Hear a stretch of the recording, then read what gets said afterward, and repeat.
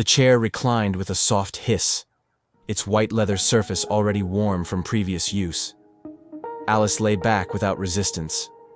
She always did. Resistance here only led to questions, and questions led to reconditioning. Her fingertips rested lightly on the curved arms, where the embedded sensors began to pulse faintly. "Just breathe," murmured the nurse in lilac scrubs. Same voice as yesterday, or maybe last week. "You know the drill." A low-frequency hum filled the room as the cleansing therapy began. Alice kept her eyes on the ceiling, where pale lights moved in slow, hypnotic circles, like halos underwater. A cool mist brushed over her face, tinged with lavender and ozone. The hum deepened. Then, as always, the flickers came. A child's laughter, light and sharp, like glass bells. A red ball bouncing down a sunlit path. Barking. A dog. White, scruffy, spinning in place. It didn't make sense. There were no children in the dome, no animals, no sunlit paths, but the images didn't stop. They bloomed behind her closed eyelids, vivid and fast, like something desperate to return. She felt her throat tighten. "Vitals stable," the nurse noted to the console. "Let her float a little longer." A soft melody began to play, faint piano, almost familiar. Alice's fingers twitched. The dog, it had a name. She could feel it on the edge of her tongue. Something with a peak or a T. She blinked, and the lights above shifted. The session ended. Later, in her private room, sterile, quiet, always too white. She sat on the edge of her bed, palms pressed together like in prayer. The edges of her fingernails were raw again. She'd been picking without noticing. From the hallway, faint footsteps. Laughter. A door closing. Time passed slowly here, but sound traveled too fast. She reached up and touched the side of her temple, where the cleansing nodes had warmed her skin. A small ache pulsed there, gentle, like a child knocking. Something was different today. The air felt thicker, her breath slower. A name rose from nowhere. Not hers, not anyone she remembered. But the moment she whispered it, the world seemed to tilt just slightly. Eleanor. She didn't know who Eleanor was, but the name echoed in the room long after her lips stopped moving. It started with a flicker. Just past evening meal, the lights dimmed. Not the usual sunset simulation, but a sharp dip. The air filters stalled for 3 full seconds, then a mechanical whine. Emergency systems didn't kick in. No alarms, just quiet. Alice paused in the corridor, alone for once. Her tray was still in her hands, empty, sterile white like everything else. She glanced toward the nurse's station, empty. A shadow moved down the hall and disappeared.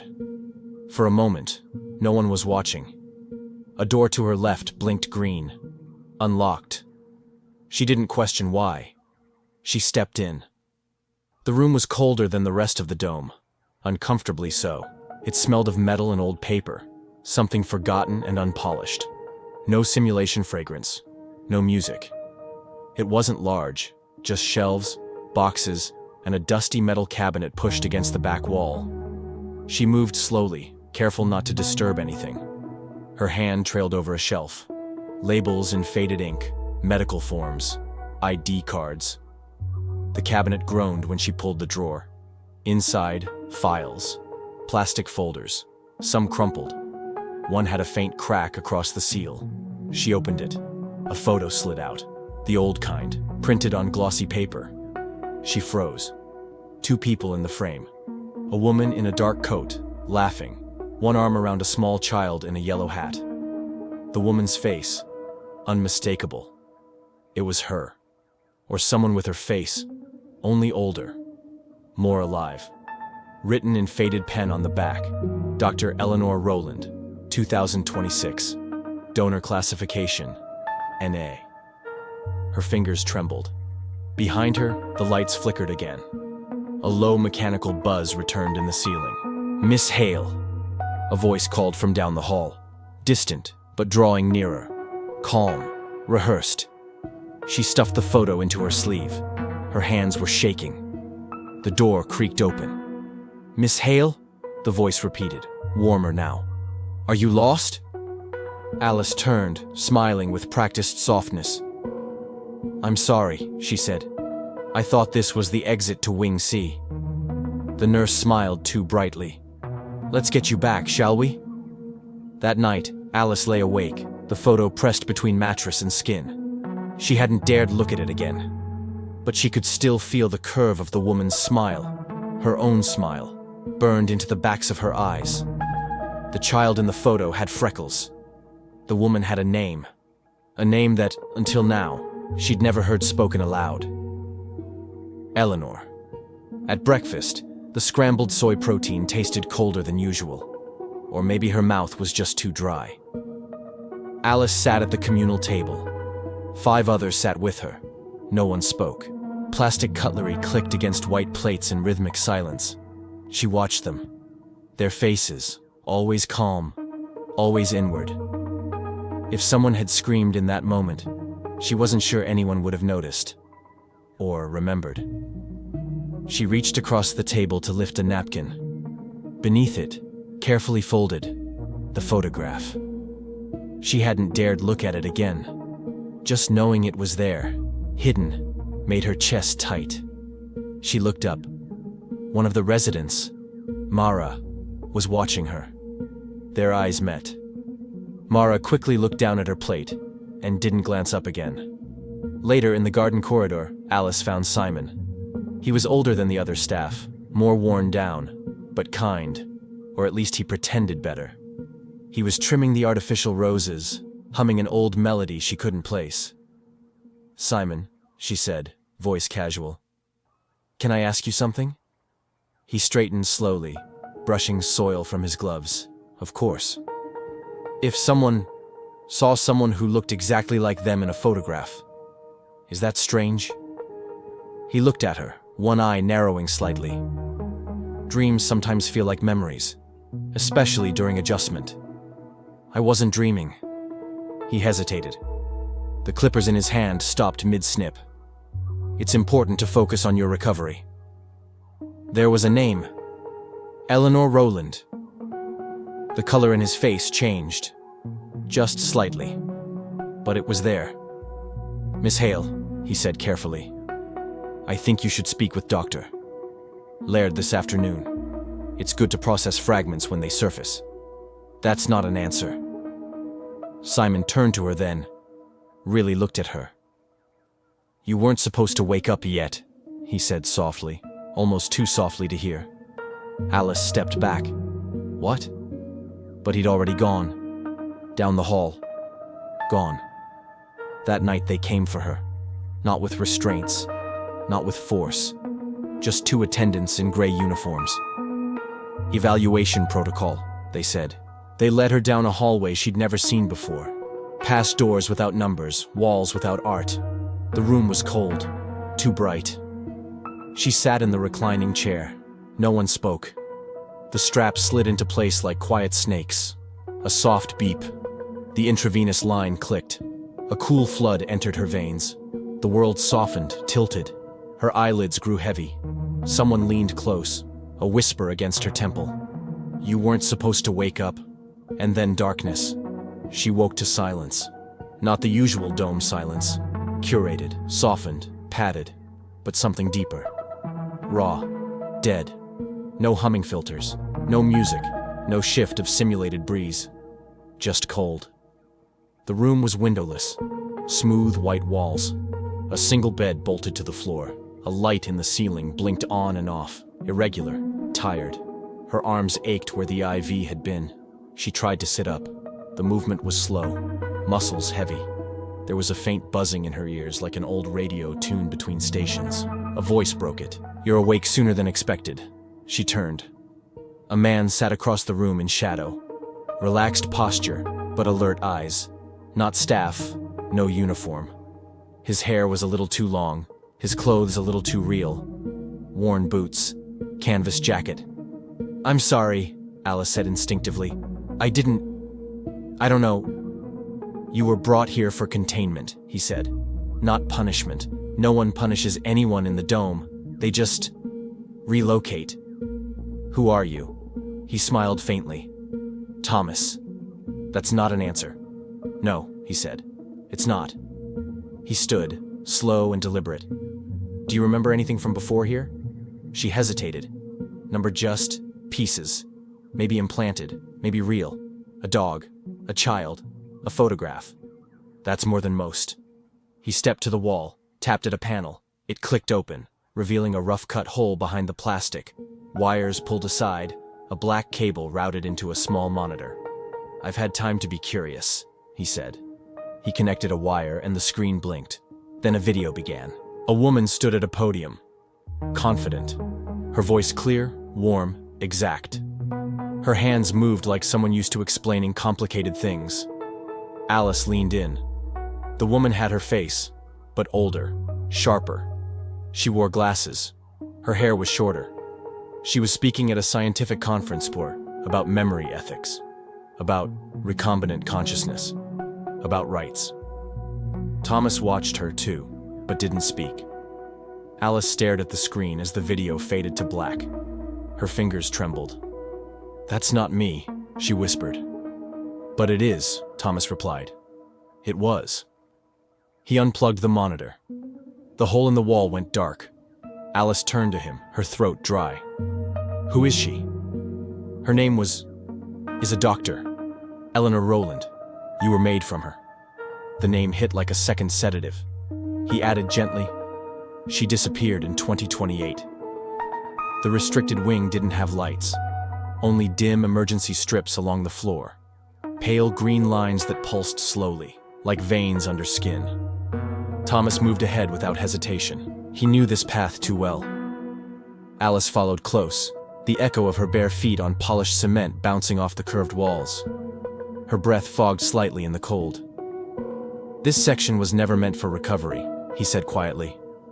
It was designed for logistics. What logistics? He didn't answer. The corridor ended in a metal door with no handle. Thomas pressed his palm flat against a concealed panel. It clicked. The door slid open with a hiss. The air inside smelled of antiseptic and something faintly metallic. Cold. Too cold. Rows of wall-mounted drawers lined the room, each marked with barcodes and strings of digits. There was no sound except the soft humming of refrigeration units. Thomas moved to a control pad. With a few commands, a drawer slid open. Alice stepped forward slowly. Inside, something pale, sealed in vacuum plastic.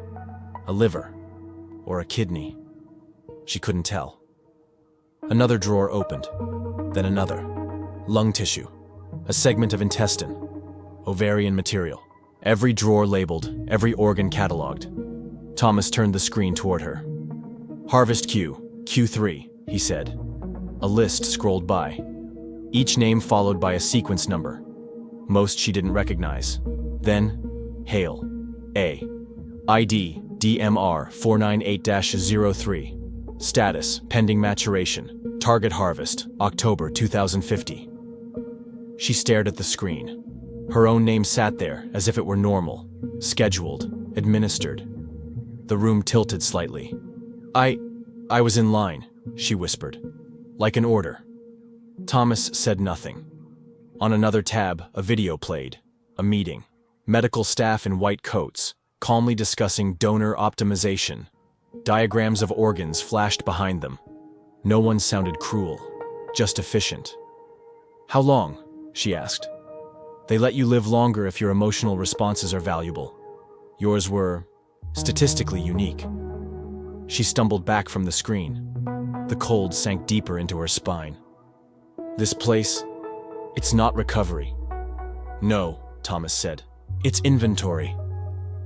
She pressed both hands to the glass panel of the next drawer. Her reflection looked back at her, lips pale, eyes wide. The hum of the cooling units grew louder. Outside the room, a siren blipped once, low, then gone. Alice stood still. Then she whispered, "How many of us don't know?" Thomas looked at her, tired. All of them. The room smelled like dust and old code. It had once been a security chamber, Thomas said. before the agency repurposed it, before the dome became less about protection and more about containment. Alice sat on the floor, her back against a metal cabinet. Her knees were pulled tight to her chest. The cold from the floor seeped into her spine. Thomas stood by the console, one of the few still active in this abandoned wing. He wiped the screen clean with his sleeve and typed without hesitation. "This won't take long," he said. The monitor blinked. A login page. Then rows of files, each labeled by donor ID, internal metrics, timestamps. He selected one. It opened with a soft ping. The video showed her brushing her hair. Nothing else. Just Alice, or what the system called Hale, A, sitting in her white room, running a soft bristled brush through her hair. 7:18 a.m. No audio. Another file. She was eating, alone, chewing slowly, eyes unfocused. Then another, pacing, stopping at the window, sitting, standing again. Hundreds of them. Some labeled notable emotional pause, unscheduled tears, triggered by piano track episode, extended silence, 41 minutes. Her breath caught in her throat. They were watching, she said, all the time. Thomas nodded. Not just watching, measuring. He opened a folder marked behavioral deviations, charts, patterns, notes. She showed higher empathy than projected. Memory retention above tolerance thresholds, possible self-awareness leak. Recommend evaluation delay, Q4.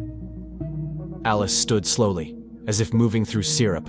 They cataloged my grief like it was data. They needed to know if the synthetic memory sets worked, Thomas said. Whether the implanted childhood created functional bonds. Whether love could be copied. She turned toward him. And what did they find? He paused. That you responded more deeply than any of the others. They started using your memory set for new models. Alice laughed. It was dry, ugly. So I'm a template for emotional suffering. Thomas flinched. Barely. There was something else, he said. He clicked one last file. On screen, a younger version of Alice, maybe years ago, stood outside in light rain, her head tilted to the sky. The clip was short. She smiled. Just for a moment. Then the image froze. I don't remember this, she whispered. They said it was the first spontaneous emotional gesture they hadn't programmed. She stared at the screen. I'm not her, she said.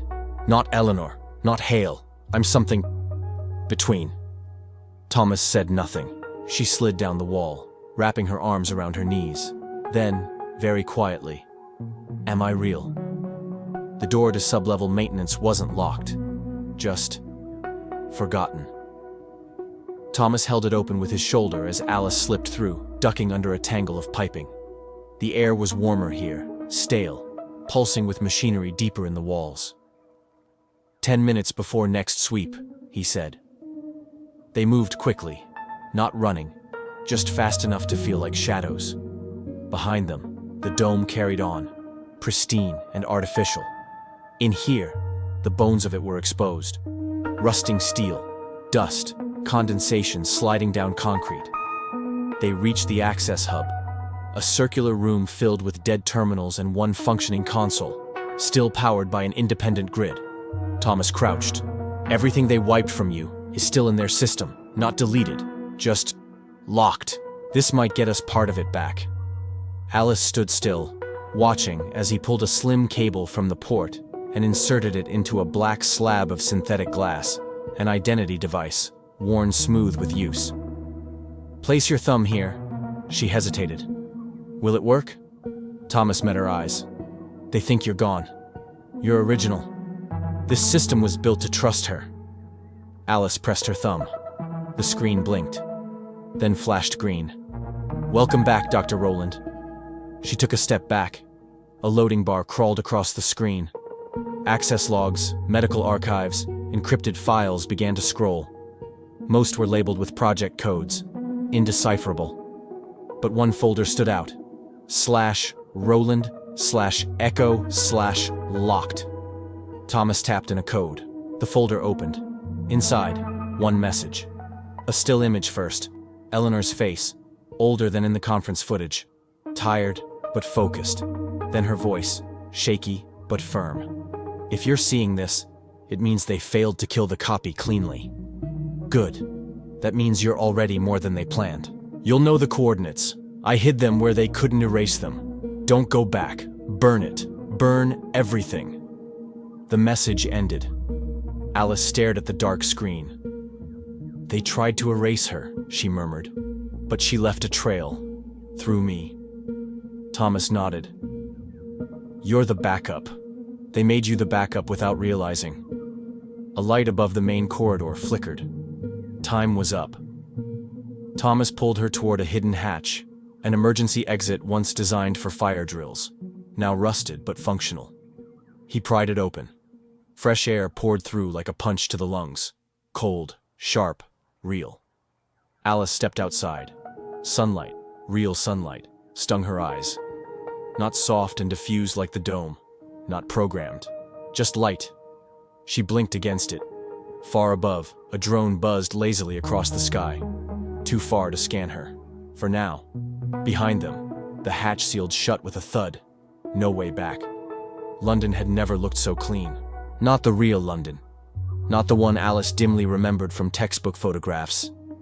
But this. Surgical streets. Perfectly symmetrical sidewalks. Empty air. Every lamp post the same height. Every storefront glass polished and sealed. And not a single person in sight. Her boots echoed as she walked.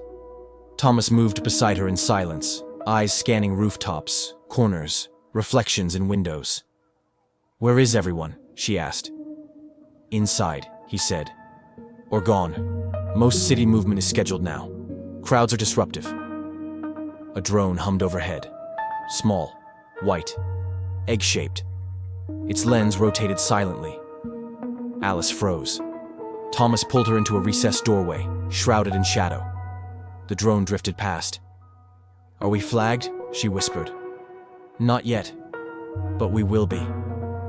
They made their way through the old commercial district, facades of cafes and galleries, long since closed.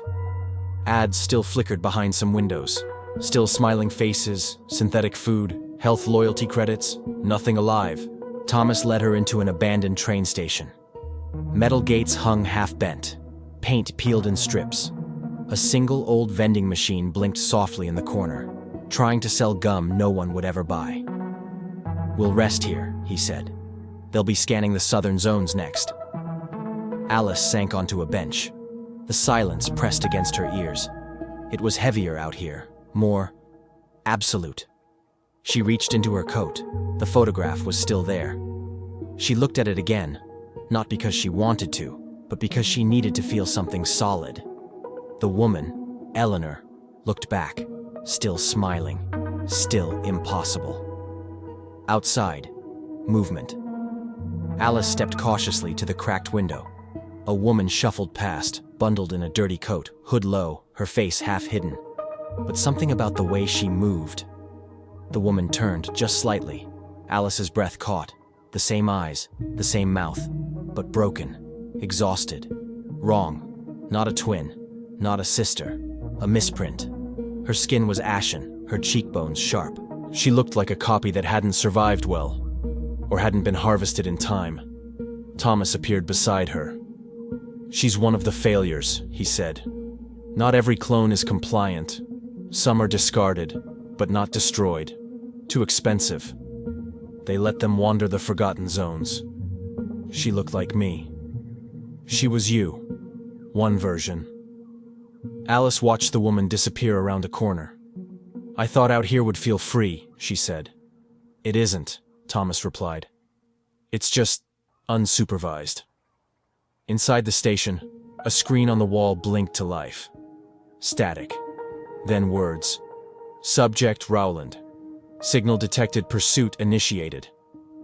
Thomas pulled her away from the glass. "We need to move." The public archive sat like a forgotten museum on the edge of Sector 3, too old to be updated, too expensive to dismantle. They slipped inside through a side entrance, where the keypads were more symbolic than functional. Inside, the air was thick with dust and age. The smell of old circuitry, real paper. Thomas led the way past rows of dark terminals. This place still runs on local power. It's off-grid. That's why it survived. Alice followed him into a narrow research chamber.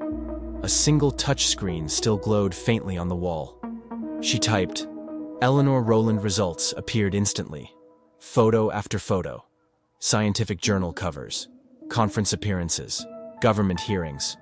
A woman who had once moved freely, spoken publicly, challenged institutions. Alice scrolled slowly. She was loud, she said softly.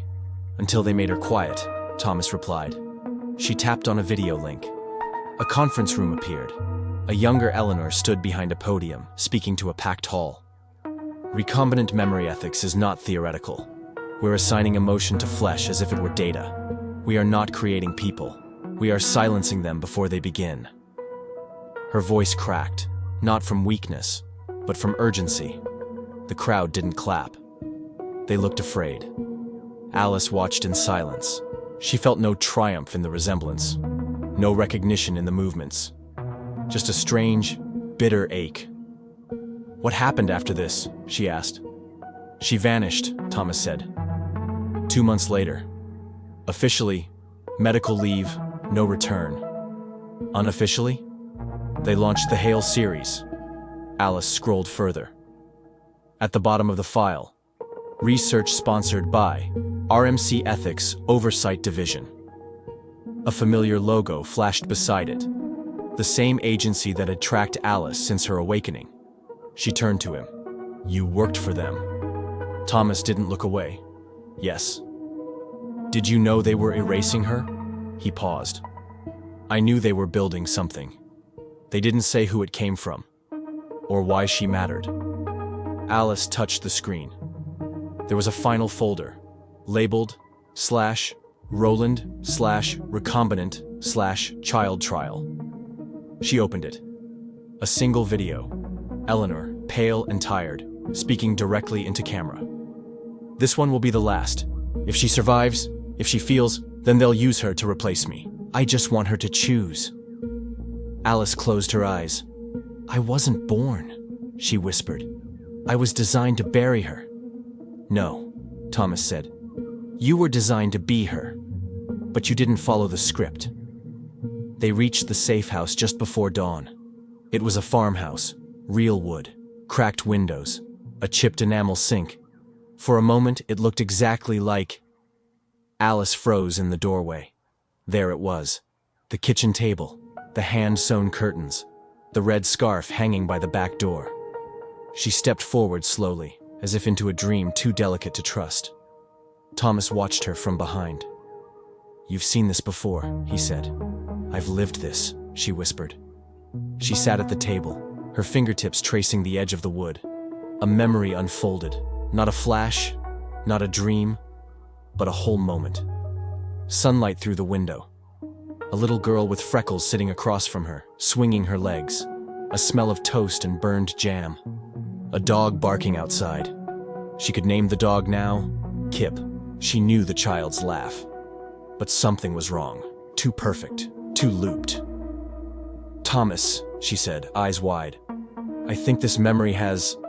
edges. He nodded slowly.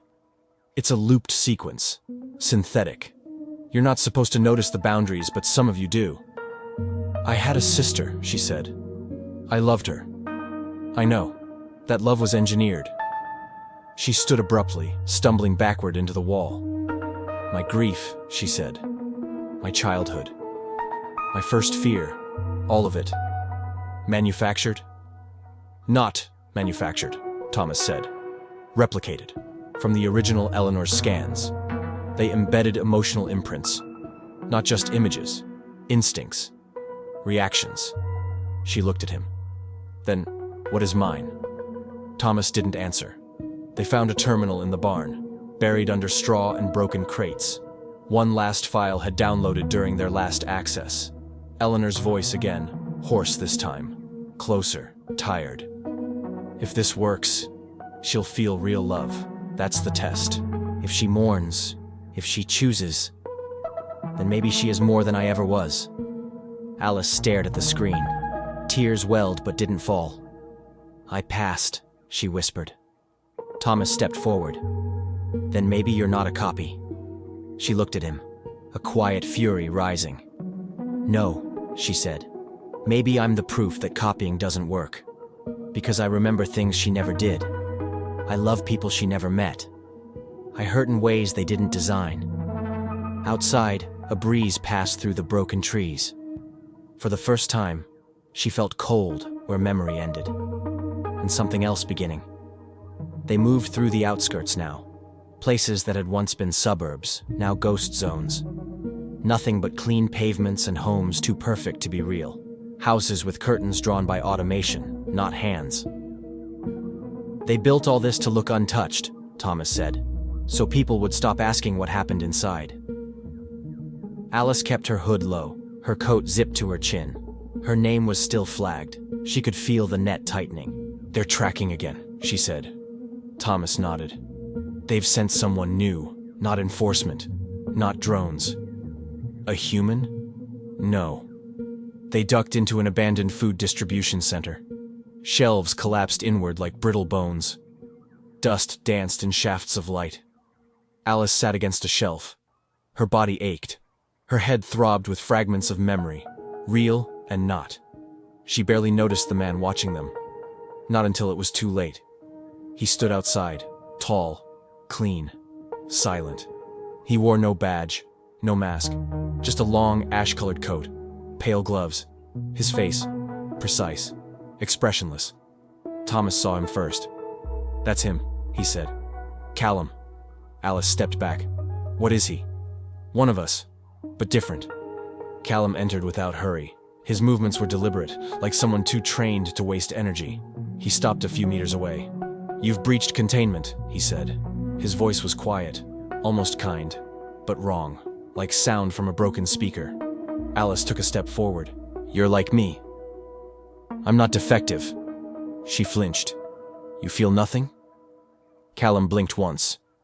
"Feeling is a contaminant." "They made us to feel," she said. "They built us on grief and memory. They built you to test failure. They built me to contain it."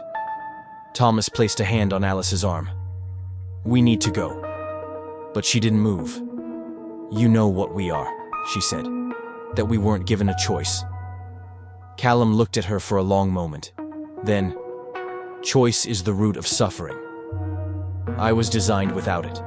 He reached into his coat. Thomas pulled her back. "Now." They ducked through a side door, sprinting into the alley. Sirens blared in the distance, or maybe just her blood pounding.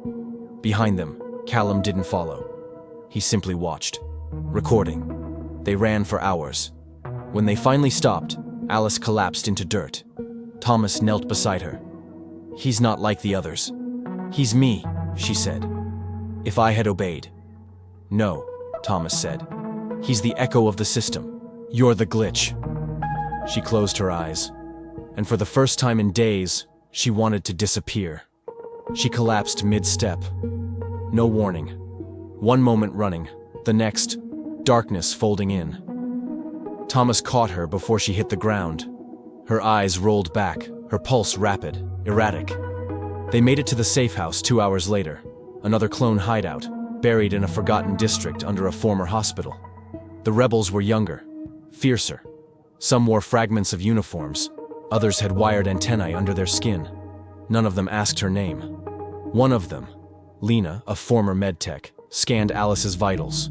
Her face went pale. "There's a failsafe embedded in her code," Lena said. "What kind of failsafe?" Thomas asked. Lena looked up, grim. "A decay protocol. Time-locked gene degradation. Probably activated when she accessed Eleanor's credentials." Alice sat up slowly, clutching her side. "How long?" 30 days. Maybe less. After that, systemic shutdown. Internal collapse. The room went silent. Later, Alice sat alone in the corner, her back against the wall, fingers curled into her lap. Thomas approached. "I'm sorry." She didn't answer. "I didn't know they'd hardwire you." "Of course they did," she said quietly. "I was never meant to survive the truth." He knelt beside her. There might be a way to stop it. If we can find the original Eleanor, she's dead. Maybe not. Alice turned toward him. Even if she's alive, she said. What would I be after this? A glitch with borrowed thoughts. A body set to expire. I'm not even sure if I ever had a soul. Thomas didn't speak. He reached into his jacket and placed something in her hand. It was a fragment of glass from the old monitor in the dome. She turned it over. Her reflection stared back. I don't want to be angry, she said. I want to be useful. Then help us finish what she started. Alice nodded, then clenched her fist around the glass until it cut her palm. She smiled through the sting. Then we find her. The safe house didn't look like much from outside. A collapsed veterinary clinic in the hills, overgrown, half its windows broken, a tree growing straight through the rear corridor. But inside, warmth. Not from heaters or simulation, but bodies, voices, old fabrics draped over windows to keep the light soft. They were survivors. Like her. Maybe not like her. Thomas introduced her only as a Hale, and no one asked more. Names meant too much here. Alice sat by a cracked window, watching dust shift in the evening light. Someone handed her a warm bowl of soup. Actual broth. No nutrient cubes. She held it, grateful, though her hands shook. Then she saw her. A girl, maybe 16, standing near the staircase. She had Alice's eyes. Same bone structure, different shade of hair, quieter posture. She was staring directly at her. Alice blinked. The girl turned and walked away without a word. Later, in the back hallway, the girl was waiting. You're Alice, she said. Alice didn't answer. The girl stepped forward.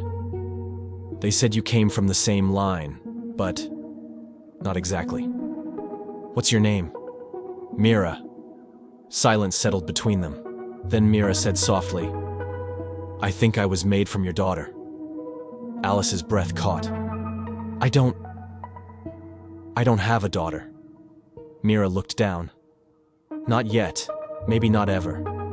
But someone put your maternal imprint into my template. I dream of you, teaching me to tie shoes, telling stories about stars. Alice stepped back, unsteady.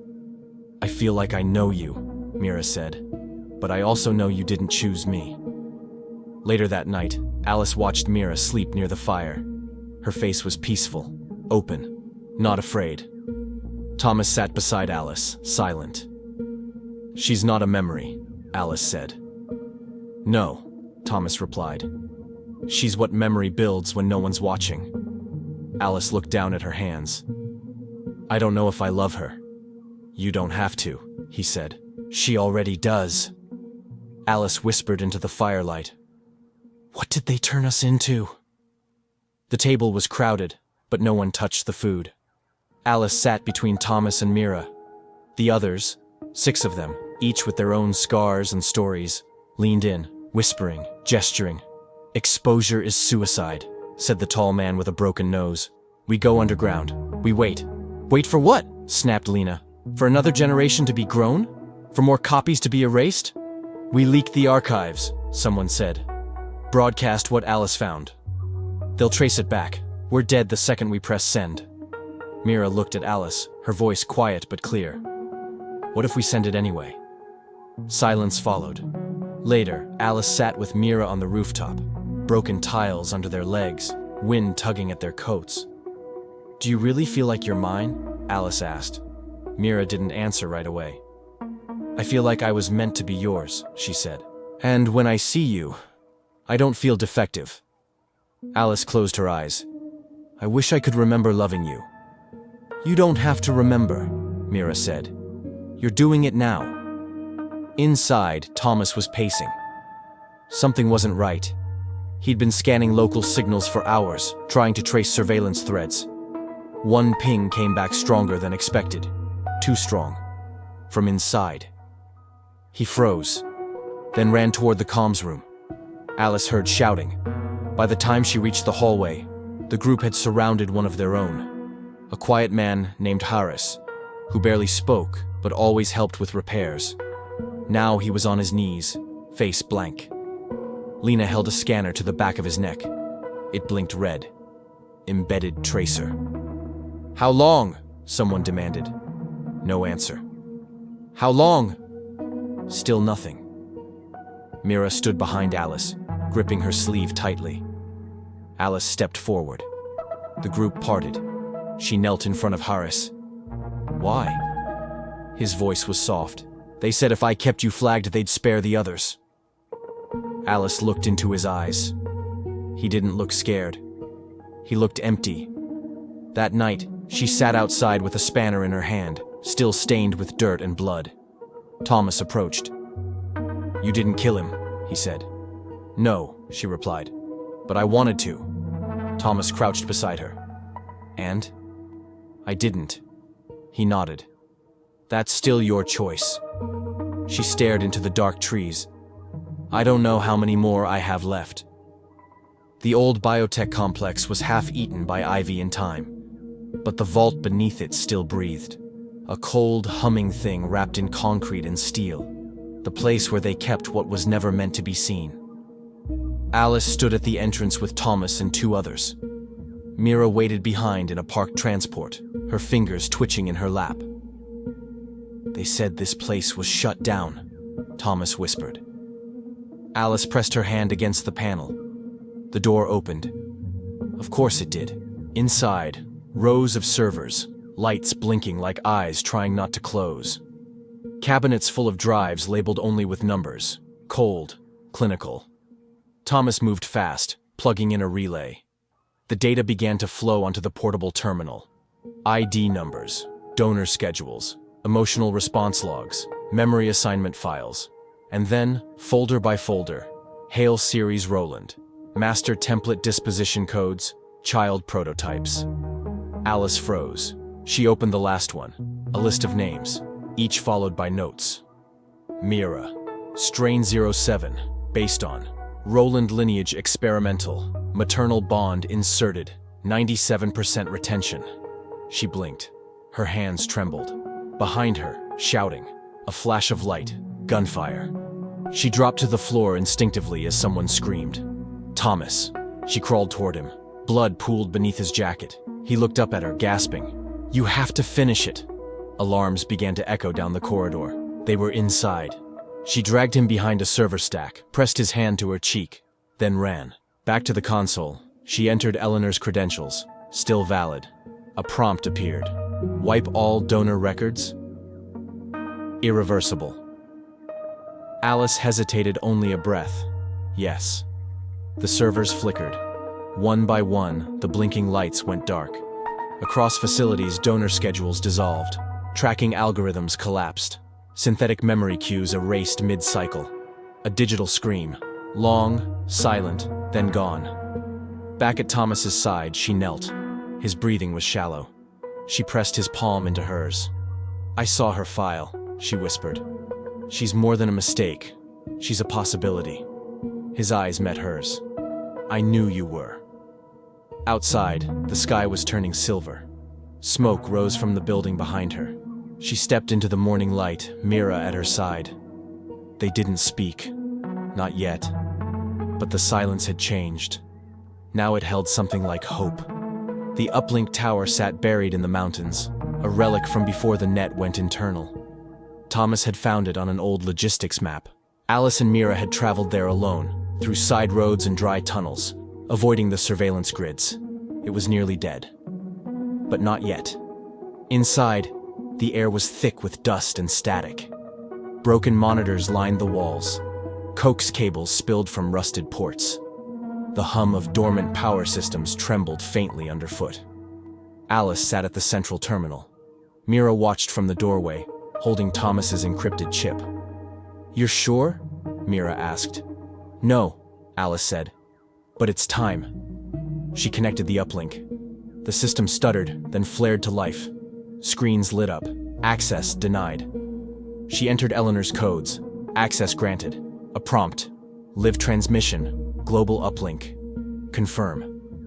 Alice pressed yes. Across the grid, across cities and domes and classrooms and quiet homes. A screen blinked awake. then another, and another. On the feed, a face. Alice. Not smiling. Not rehearsed. Just real. "If you're seeing this, I'm already flagged," she said. "But that means the feed is working." Behind her, old monitors flickered with raw data, donor IDs, organ harvest schedules, synthetic childhood logs. "We were told we were recovering, that we were broken, that our feelings were a side effect." She leaned closer. They weren't. They were the point. In the distance, a siren. Mira glanced outside. "They're coming." Alice nodded, but she kept speaking. "This system is not healing you. It's studying your grief, quantifying your hope. And when you become too human..." The door behind them opened. He stepped inside. Callum. He didn't draw his weapon. He stood in silence, coat unmoving, face unreadable. Mira stepped back. Alice turned to face him fully. "You know it's true," she said. He said nothing. "You've seen the records, watched us cry. And you still think we're products?" His eyes twitched. "Barely. Your broadcast ends now." "No," she said. "It ends with you." Callum took one step forward, then stopped. He looked at the screen, at the feed still live, at the thousands of red blinking lights watching back, and he hesitated. Alice stepped closer. "You were built to stop us, but that means you're one of us." His hand hovered near his sidearm. Didn't move. The silence stretched. Then, "I was built without permission to choose," he said. "You just did." She turned back to the terminal and sent the final burst. The screen flickered. Transmission complete. The signal had reached further than anyone expected. Across the network, systems flickered. Surveillance grids staggered. Archive nodes lit up like alarms.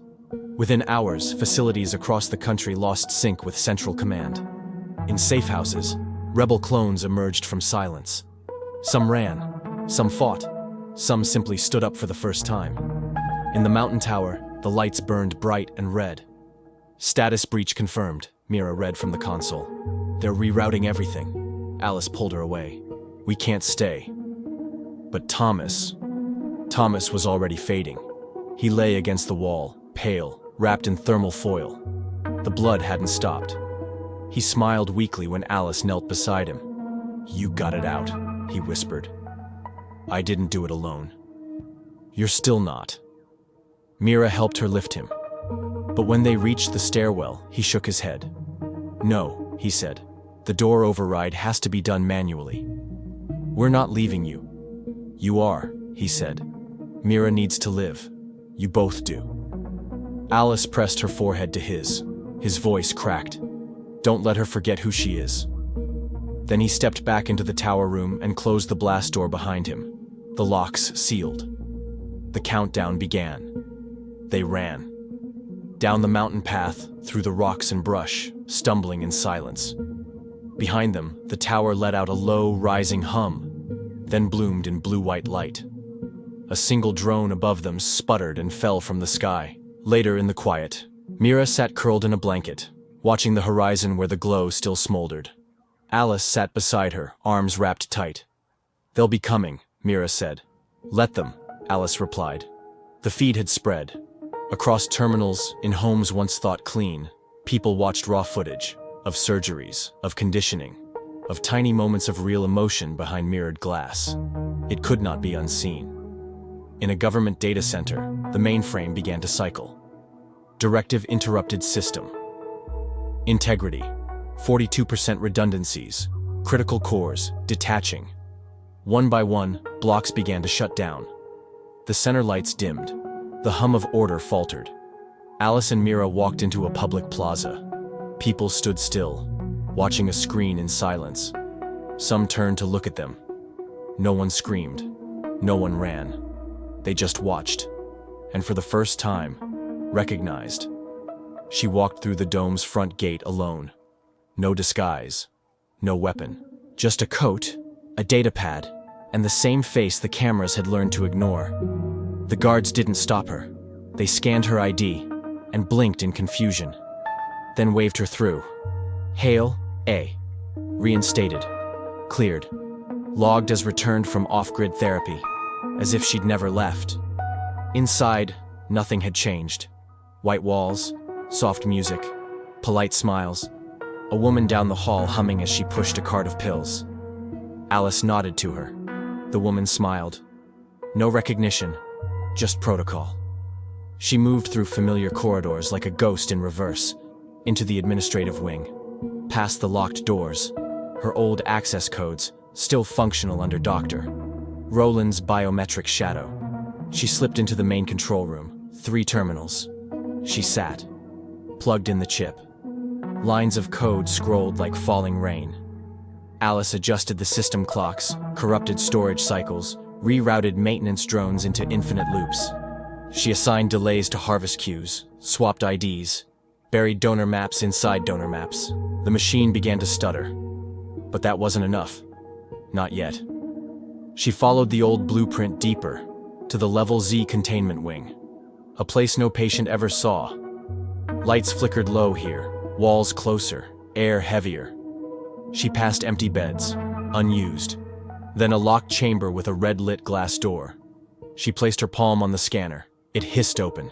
Inside, silence. And one pod, suspended, clean, cryogenic. She approached slowly. Inside the chamber floated a woman. Older. Still. Eleanor Roland. Alive, but unmoving. Her hair was gray at the edges, lips pale. Electrodes clung to her temple. The monitors blinked slowly. Not stable, but not failing. Alice placed a hand on the glass. "You weren't erased," she whispered. "You were saved." For spare parts, the lights shifted around her. A new warning scrolled silently. System priority breach, detected. She didn't flinch. She just sat beside the pod, laid her head against the glass, and for the first time, didn't cry. She stayed by the pod until the monitors began to stutter. Then, finally, a flicker. Eleanor's eyelids twitched. Her pulse climbed. Alice watched as her original self opened her eyes. Not wide, not shocked, but slow. As if waking from a dream that had gone too long. Their eyes met. 2 mirrors. 2 strangers. 1 soul. Eleanor blinked. "System status?" she croaked. "Failing," Alice said. "Almost gone." Eleanor's lips moved again. "Good." Alice connected the neural relay. The room dimmed. Only the internal monitor glowed. "There's a kill switch," Eleanor whispered. "Embedded in the first memory chain. I made it, just in case. They tried to delete it, but they copied me before they found it." She paused, breath shallow. "It was never meant to be used." Alice nodded. "But I will." Eleanor closed her eyes, then said, "Find the boy." The door behind her slid open. Footsteps, measured, familiar. Callum. His coat was soaked. His eyes, calm. No weapon drawn. He stared at Eleanor. Then at Alice. "You broke protocol," he said. "So did you," Alice replied. Long silence. "You still believe this changes anything?" he asked. Alice didn't move. "It already has." She held up the neural chip, the one Eleanor had encoded with the shutdown sequence. "Do you know what this is?" Callum stepped closer. "You think one code ends a system. I think one moment does," Alice said. "If it's the right one." Another pause. Then, impossibly, Callum lowered his gaze. "I saw your broadcast," he said. "I watched it. Twice." Alice's hand trembled slightly. "I wasn't programmed to doubt," he said. "But now I..." Pause. He pulled a sidearm slowly from his belt. Held it out. "Grip first." Alice didn't take it. Instead, she asked, "What will you do?" Callum looked at her. "A tone," he said, and turned the weapon inward. A breath. A flash. Silence. Alice stood still, the chip in her hand glowing softly. She turned back to the pod. Eleanor's eyes were closed again, but the monitor blinked once, a soft green pulse. "Authorization granted. Shutdown ready." Alice walked through the final corridor alone. Behind her, Eleanor's pod had gone dark. The air in the dome was still, almost reverent. She reached the main control interface, a black obelisk humming softly. It had once governed harvest cycles, ID tagging, emotional suppression across 500 facilities. She slotted the chip into the core. Override confirmed shutdown. Commencing lights flickered across the map. Red went gray. Gray went dark. Facility after facility. Offline. Records purged. Drones grounded. Life schedules erased. No alarms, no explosion. Just the sound of machines stopping. In a coastal processing center, nurses looked up in confusion as monitors blinked off. In an underground school, cloned children sat in silence as their testing prompts froze mid-question. In a donor facility deep in the countryside, a young woman opened her eyes, unstrapped herself, and stood without being told. Alice returned to the memory chamber. The room was warm, full of the soft hum of a fading system. She lay on the table, no restraints, just her own breath. Slower now. The decay protocol had nearly run its course. She placed a finger on the playback console. A voice began, Eleanor's voice, reading an old poem, one Alice didn't know, but somehow loved. What we leave are not stones or bones, but echoes shaped like choices. She smiled. The lights dimmed, her body relaxed, and she closed her eyes. Elsewhere, Mira boarded a southbound train. She wore a hood, carried no identification, and held tightly to a data stick wrapped in cloth. On it, Alice's journal, recordings, maps, evidence, and memory. Mira sat by the window. Outside, fields passed, and for the first time in her short life, there was no one watching her from behind glass. Across the network, no commands came, no corrections, no calibrations, only silence. And in that silence, the first breath of something new. Not control, not chaos, just choice.